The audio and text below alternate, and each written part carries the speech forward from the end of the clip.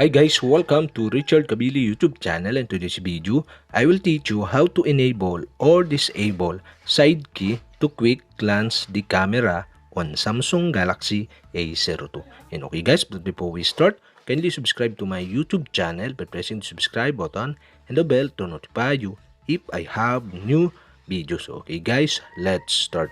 So okay guys, all you have to do is go to setting in your Samsung Galaxy A02. In settings, scroll down and go to advanced features. Okay, tap this. In advanced features, you can see the side key. Okay, tap the side key. In side key, you can see the double press, and on the right side you can see the switch button. And okay guys, you'll have to do is turn on the switch button on the right side. And okay, you can see the two options. Okay, the quick lens camera and the open up. Okay, in this tutorial I'll show you how to enable or disable side key to quick glance the camera.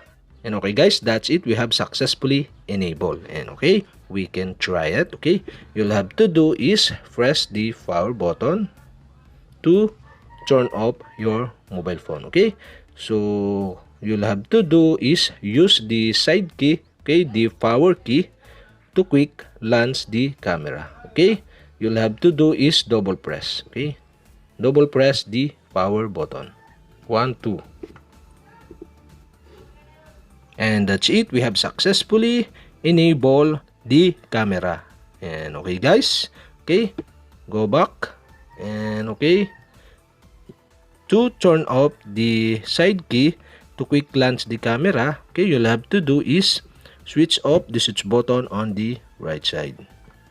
And okay guys, that's it. We have successfully enabled or disabled side key to quick glance the camera on Samsung Galaxy A02. And okay guys, if you have a question, kindly comment below. And don't forget to hit the subscribe button and the bell to notify you if I have new videos. Okay guys, thank you for watching.